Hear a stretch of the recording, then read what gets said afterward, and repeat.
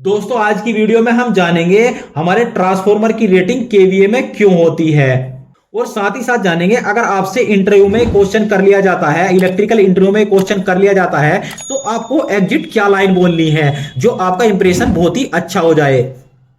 दोस्तों सबसे पहले हमको ये पता होना चाहिए आखिर केवीए क्या होता है। तो मैं एक चीज बता दूं आपको, जो हमारा ट्रांसफॉर्मर होता है, हमारे ट्रांसफॉर्मर की जो पावर यानी कि हमारे ट्रांसफॉर्मर की पावर को दर्शाता है। ये जो केवीए होता है हमारे ट्रांसफॉर्मर की ताकत होती है, पावर केवीए। तो दोस्तों ये तो आप समझ गए कि केवीए क्या होता है। दोस्तों जिस तरीके से हमारा मोटर होता है, मोटर की रेटिंग आपको एचपी में देखने को मिलेगी, किलोवाट में देखने को मिलेगी या वाट में देखने को मिलेगी। जिस तरीके से हमारी कोई लाइट्स होती है, लाइट्स की आपको रेटिंग कहीं में देखने को मिलती है, वाट में। दोस्तों जिस तरीके से हमारी मोटर की पावर ये होती है, लाइट की पावर वाट होती है, इसी तरीके से दोस्तों जो हमारा ट्रांसफॉर्मर होता है दोस्तों, तो ट्रांसफॉर्मर की जो रेट पावर होती है वो होती है केवीए में। तो दोस्तों आज का हमारा सबसे इंपॉर्टेंट जो क्वेश्चन है वो ये है, आखिर हमारे ट्रांसफॉर्मर की रेटिंग केवीए में ही क्यों होती है, किलो वाट में क्यों नहीं होती, या किसी एचपी में क्यों नहीं होती, या वाट में क्यों नहीं होती है। दोस्तों सबसे पहले मैं एक छोटा सा इंपॉर्टेंट पॉइंट बताता चलूं। दोस्तों सभी उपकरणों की रेटिंग केवीए में होती है जो हमको इलेक्ट्रिकल सप्लाई प्रोवाइड कराते हैं आउटपुट में, यानी कि जो इलेक्ट्रिकल सप्लाई हमको आउटपुट में देते हैं जो भी उपकरण होते हैं, जैसे हमारा डीजी हो गया यानी कि जनरेटर, डीजल जनरेटर, या हमारा कोई ट्रांसफॉर्मर हो गया। दोस्तों ट्रांसफॉर्मर की रेटिंग तो हम बात ही कर रहे हैं, और एक या कोई हमारा दोस्तों स्टेबलाइजर आपने देखा होगा, स्टेबलाइजर जो आता है दोस्तों उसकी रेटिंग भी आपको केवी में ही देखने को मिलती है। तो दोस्तों ऐसा क्यों होता है कि जो उपकरण हमको आउटपुट में इलेक्ट्रिकल सप्लाई दे रहे हैं उन सब की रेटिंग केवीए में ही क्यों होती है। तो दोस्तों आज मैं आपको बिल्कुल आसान भाषा में बताने वाला हूं इसका आंसर, और साथ ही साथ ऐसा आंसर बताऊंगा कि आप इलेक्ट्रिकल इंटरव्यू में अगर आपसे क्वेश्चन कर लिया जाए तो आप ऐसा आंसर दोगे कि एकदम परफेक्ट आंसर, एक दो लाइन में ही। तो दोस्तों ऐसा इसलिए होता है जब कोई भी इंजीनियर या कोई भी मैकेनिक, कोई भी हमारी कंपनी जब ट्रांसफॉर्मर को डिजाइन कर रही होती है दोस्तों, तो डिजाइन करते टाइम हम उनको ये नहीं मालूम होता जो हमारा ट्रांसफॉर्मर है, हमारे ट्रांसफॉर्मर पर किस प्रकार का लोड चलने वाला है। दोस्तों ये लोड पर ही डिपेंड करता है कि हमारी रेटिंग केवीए में होती है, क्योंकि दोस्तों जो हमारे लोड होते हैं वो 3 प्रकार के होते हैं। इसमें नंबर 1 आता है दोस्तों हमारा इंडक्शन लोड। अगर दोस्तों आप इन लोड के बारे में समझ गए तो आप दोस्तों बड़ी आसानी से समझ जाएंगे कि आखिर हमारे ट्रांसफॉर्मर की रेटिंग केवीए में क्यों होती है। दोस्तों इस लोड के कारण ही ऐसा होता है। देख तो दोस्तों होता है हमारा दूसरा रजिस्टिव लोड। एक मैंने आपको बताया जो हमारा इंडक्टिव लोड होता है, और एक होता है हमारा रजिस्टिव लोड, एक होता है कैपेसिटिव लोड।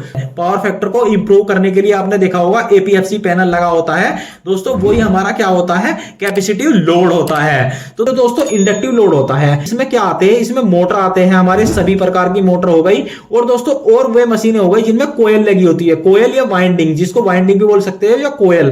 दोस्तों वे आते हैं हमारे इंडक्टिव लोड में। और हमारे रजिस्टिव लोड में आती है लाइट हो गई दोस्तों, हमारे हीटर हो गए, ये सब किस में आते हैं दोस्तों, हमारे रजिस्टिव लोड में। तो दोस्तों हमारा इंडक्टिव लोड जो होता है इसमें बहुत ज्यादा लॉसेस होते हैं, यानी इसका पावर फैक्टर लो होता है, बहुत ही ज्यादा लो, जैसे 0.8 हो गया, 0.75 देखने को मिलेगा, 0.85 देखने को मिलेगा, या 0.9। और जब हम इंप्रूव करते हैं तब ये बढ़ता है। दोस्तों इसके पावर फैक्टर की बात करें रजिस्टिव लोड, तो दोस्तों इसका होता है यूनिटी। जो हमारा रजिस्टिव लोड होता है उसका पावर फैक्टर होता है यूनिटी, यानी कि 1, सबसे अच्छा, गोल्ड, यानी कि अच्छा होता है इसका पावर फैक्टर। तो दोस्तों अब आपको इसका जवाब मिल जाएगा कि आखिर केवीए में क्यों होती है रेटिंग। दोस्तों सपोज करो अगर 100 केवीए का है, मान लेते हैं हमारा 100 केवीए का डीजी है, तो दोस्तों अब मैं आपको बताऊंगा कि क्यों होती है केवीए में रेटिंग। दोस्तों जो हमारा ट्रांसफॉर्मर होता है उसका मतलब रेटिंग केवीए में क्यों होती है।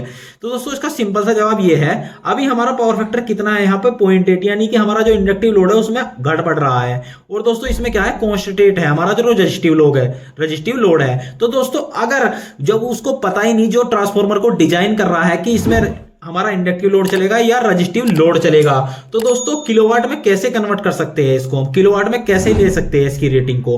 क्यों दोस्तों, वो इसलिए दोस्तों जब अगर हम केवीए से किलोवाट में कन्वर्ट करते हैं तो हमारे पास एक फॉर्मूला होता है।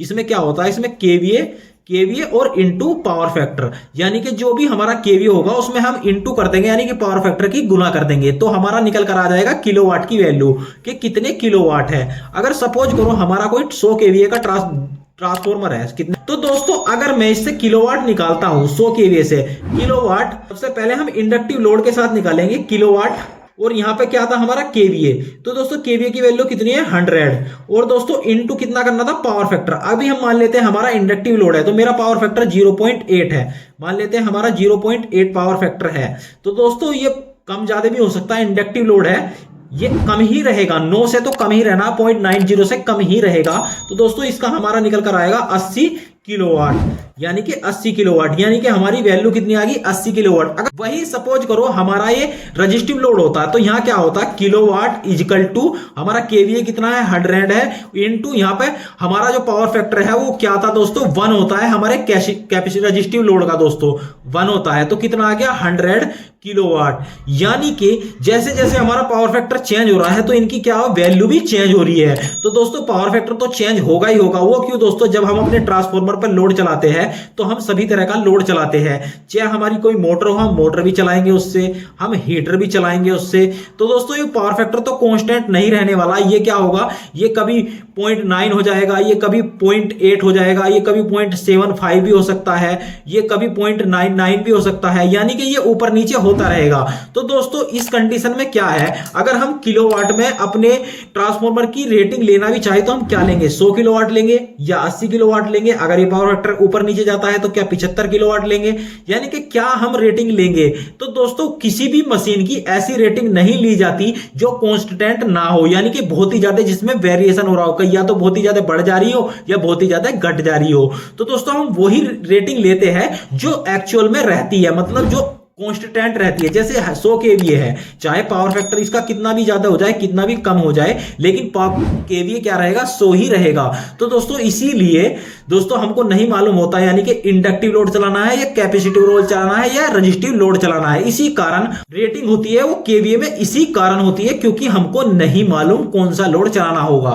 तो उम्मीद है दोस्तों आज के कॉन्सेप्ट आपका क्लियर हो गया होगा, आखिर रेटिंग केवीए में क्यों होती है, बड़ी आसान भाषा में आपको बताने की कोशिश की है। उम्मीद है आपको वीडियो पसंद जरूर आया होगा। वीडियो कैसा लगा प्लीज दोस्तों लाइक करके जरूर बताइए आपको वीडियो कैसा लगा। अगर आप हमारे चैनल पर नए हैं तो अभी चैनल को सब्सक्राइब करके बेल आइकन प्रेस कर लीजिए ताकि आने वाली वीडियो की नोटिफिकेशन आप लोगों को मिलती रहे। आज की वीडियो में धन्यवाद, मिलते हैं अगली वीडियो में।